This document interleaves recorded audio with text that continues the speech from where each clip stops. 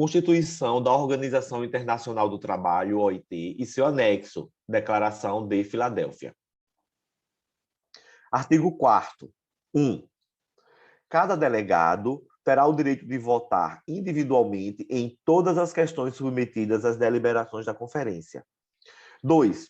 No caso em que um dos Estados-membros não haja designado um dos delegados não governamentais a quem tiver direito, cabe ao outro delegado não governamental o direito de tomar parte nas discussões da Conferência, mas não o de votar. 3. Caso a Conferência, em virtude dos poderes que lhe confere o artigo 3º, recuse admitir um dos delegados de um dos Estados-membros, as estipulações desse artigo serão aplicadas como se o delegado não tivesse sido designado.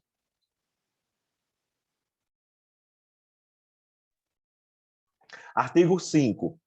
As sessões da Conferência realizar-se-ão no lugar determinado pelo Conselho de Administração, respeitadas quaisquer decisões que possam haver sido tomadas pela Conferência no decurso de uma sessão anterior. Artigo 6. Qualquer mudança na sede da repartição internacional do trabalho será decidida pela Conferência por uma maioria de 2/3 do sufrágio dos delegados presentes. O resumo da conferência, a CIT, ela basicamente aprova convenções e recomendações com quórum sempre de 2/3 dos membros presentes. As sessões ocorrem sempre que necessário, pelo menos uma vez ao ano. É composta de 4 representantes de cada um dos membros, sendo 2 delegados do governo, um representando os empregados e outro representando os empregadores, porque a OIT prima por essa composição tripartite. Cada delegado poderá ser acompanhado por até 2 consultores técnicos, num total de 8 consultores. E se alguma matéria interessar particularmente às mulheres, pelo menos uma consultora deve ser mulher.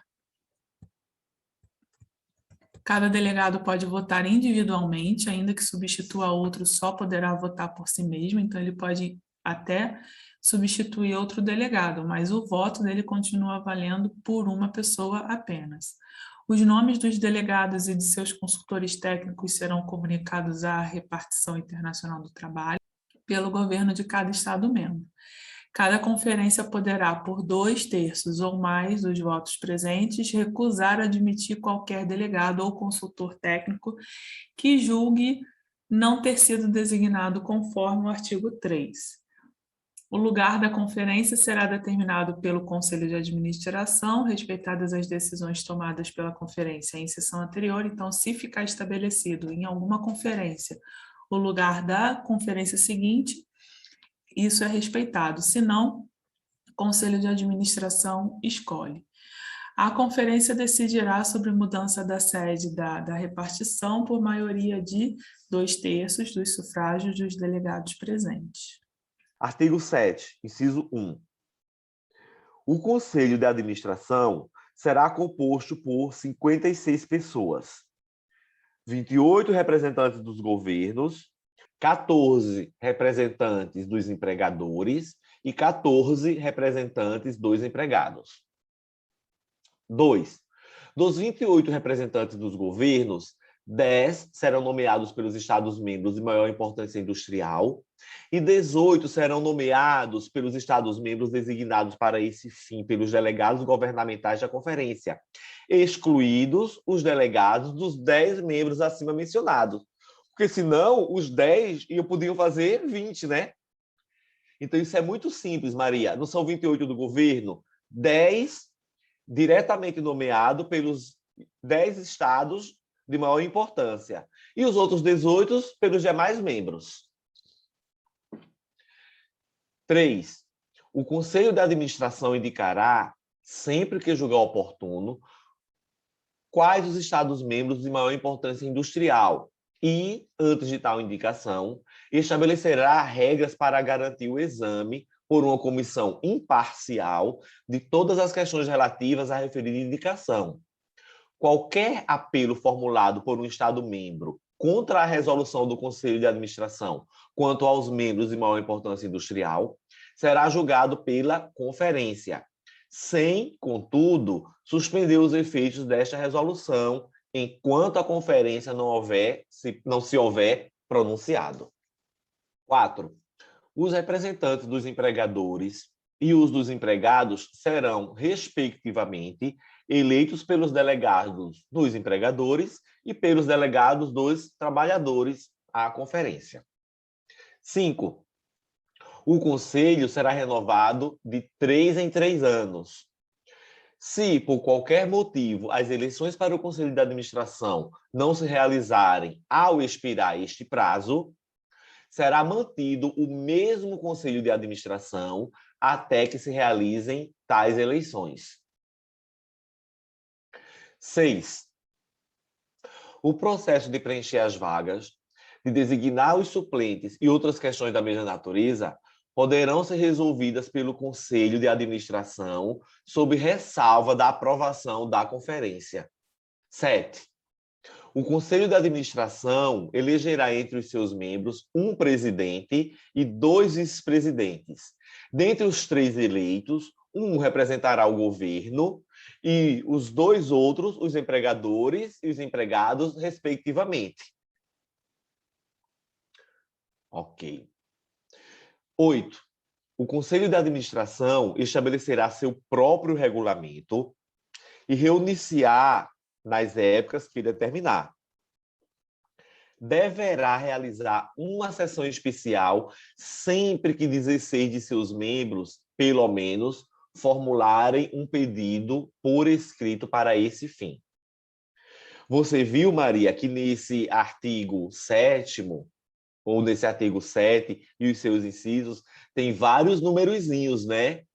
Primeiro, a quantidade de membros do Conselho de Administração, que são 56, 28 dos empregadores, 28 dos governos, 14 e 14 empregados e empregadores. Dos 28 do governo, 10 são os de maior importância industrial e os outros 18, os demais. Quem diz quem são os 10 de maior importância industrial é o próprio Conselho de Administração. O que mais?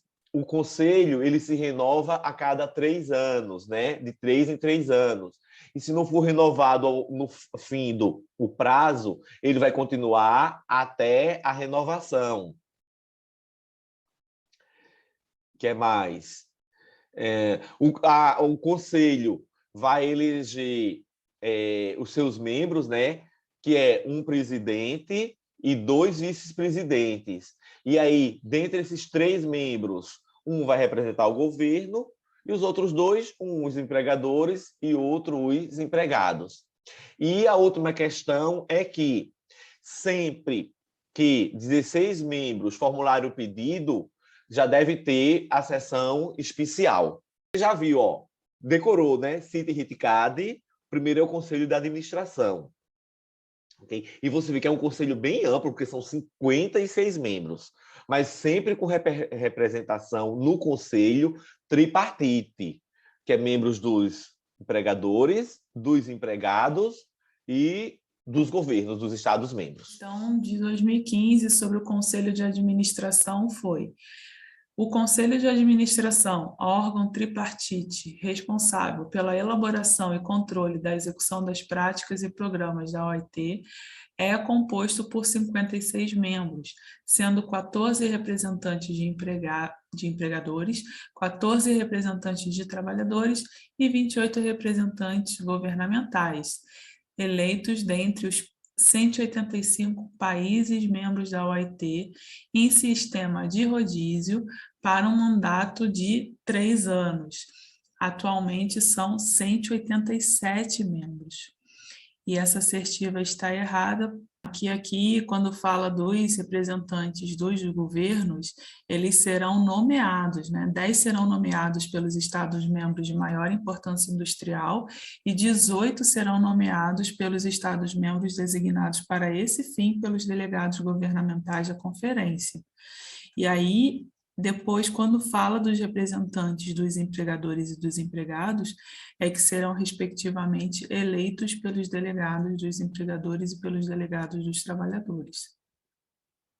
Aqui um resumo do CAD, que é um órgão executivo, são 56 pessoas, sendo 28 representantes dos governos, dos quais 10 nomeados pelos Estados-membros de maior importância industrial e 18 nomeados pelos Estados-membros designados para esse fim pelos delegados governamentais da conferência, excluídos os 10 acima mencionados. 14 representantes dos empregadores eleitos pelos delegados dos empregadores à conferência e 14 eleitos pelos delegados dos trabalhadores à conferência, representantes dos empregados. Estabelece regras para indicar os Estados-membros de maior importância industrial, e aí indica os Estados-membros de maior importância industrial, com base nesses critérios que ele pré-estabeleceu, e os apelos serão julgados pela conferência, sem suspender os efeitos da resolução. É renovado a cada 3 anos e caso ocorra algum atraso nessa eleição, será mantida até a realização de eleições. As questões poderão ser resolvidas pelo Conselho de Administração, sob ressalva de aprovação da conferência. Elegerá dentre os seus membros um presidente e 2 vice-presidentes, e dentre esses 3 eleitos, um representará o governo, um os empregadores e um os empregados. Estabelece o seu próprio regulamento, reunir-se-á nas épocas que determinar. Realizará sessão especial sempre que 16 dos seus membros ou mais formularem pedido por escrito para esse fim. Artigo 8. A repartição internacional do trabalho terá um diretor-geral designado pelo Conselho de Administração, responsável perante este pelo bom funcionamento da repartição e pela realização de todos os trabalhos que lhes forem confiados. O diretor-geral ou o seu suplente assistirão a todas as sessões do Conselho de Administração. Artigo 9. O pessoal da repartição internacional do trabalho será escolhido pelo diretor-geral de acordo com as regras aprovadas pelo Conselho de Administração. 2. A escolha deverá ser feita pelo diretor-geral, sempre que possível, entre pessoas de nacionalidades diversas, visando a maior eficiência no trabalho da repartição. 3. Dentre essas pessoas, deverá existir um certo número de mulheres. 4. O diretor-geral e o pessoal, no exercício de suas funções, não solicitarão nem aceitarão instruções de qualquer governo ou autoridade estranha à organização. Abster-se-ão de qualquer ato incompatível com a situação de funcionários internacionais, responsáveis unicamente perante a organização. Isso aqui é porque é o seguinte, Maria, às vezes eu sou servidor público federal do Brasil, de um determinado órgão do Brasil, e vou representar lá na repartição internacional do trabalho, e irei ficar cedido como um funcionário lá da repartição. Então, neste caso, Maria, eu me desvinculo das minhas funções perante o órgão do meu país, exatamente para eu não querer que prevaleça os objetivos do meu país. Porque, veja, a OIT é uma organização internacional de trabalho que possui personalidade jurídica própria, de direito internacional e totalmente desvinculada dos seus Estados-membros. Por isso que ele diz nesse inciso 4 do artigo 9, que eu vou repetir, assim, o diretor-geral e o pessoal, no exercício de suas funções, não solicitarão nem aceitarão instruções de qualquer governo ou autoridade estranha à organização. Abster-se-ão de qualquer ato incompatível com sua situação de funcionários internacionais responsáveis unicamente perante a organização. 5. Os Estados-membros da organização comprometem-se a respeitar o caráter exclusivamente internacional das funções do diretor-geral e do pessoal, e a não procurar influenciá-los quanto ao modo de exercê-las. Artigo 10. A repartição internacional do trabalho terá por funções a centralização e a distribuição de todas as informações referentes à regulamentação internacional da condição dos trabalhadores e do regime de trabalho, e, em particular, o estudo das questões que lhe compete submeter às discussões da conferência para a conclusão das convenções internacionais, assim como a realização de todos os inquéritos especiais prescritos pela conferência ou pelo Conselho de Administração. 2. A repartição de acordo com as diretrizes que possa receber do Conselho de Administração. A. Preparará a documentação sobre os diversos assuntos inscritos na ordem do dia das sessões da conferência. B. Fornecerá, na medida dos seus recursos, aos governos que o pedirem, todo o auxílio adequado à elaboração das leis, consoante as decisões da conferência, e também ao aperfeiçoamento da prática administrativa e dos sistemas de inspeção. C. Cumprirá, de acordo com o prescrito na presente Constituição, os deveres que lhe incumbem no que diz respeito à fiel observância das convenções. E D. Redigirá e trará a lume, nas línguas que o Conselho de Administração julgar conveniente, publicações de interesse internacional sobre assuntos relativos à indústria e ao trabalho. 3. De um modo geral, terá quaisquer outros poderes e funções que a Conferência ou o Conselho de Administração julgarem acertado atribuir-lhe. Artigo 11. Os ministérios dos Estados-membros, encarregados de questões relativas aos trabalhadores, poderão comunicar-se com o diretor-geral por intermédio do representante do seu governo no Conselho de Administração da Repartição Internacional do Trabalho, ou, na falta desse representante, por intermédio de qualquer outro funcionário devidamente qualificado e designado para esse fim pelo governo interessado.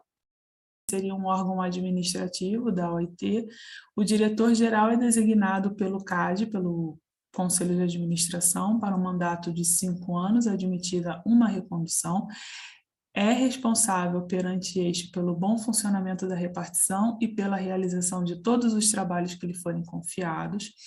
O diretor-geral ou o seu suplente assistirão a todas as sessões do Conselho de Administração. O pessoal da repartição, o escritório, será escolhido pelo diretor-geral conforme regras aprovadas pelo Conselho de Administração, a escolha sempre que possível entre pessoas de nacionalidades diversas e deverá existir um certo número de mulheres. O diretor e pessoal respondem unicamente perante a organização, sem influência de qualquer Estado-membro. A função de centralização e distribuição de informações referentes à regulamentação internacional da condição dos trabalhadores e do regime de trabalho, age de acordo com as diretrizes do Conselho de Administração. Os ministérios dos Estados-membros poderão comunicar-se com o diretor-geral por intermédio do representante do seu governo no CAD ou de qualquer outro funcionário devidamente qualificado e designado para esse fim pelo governo interessado.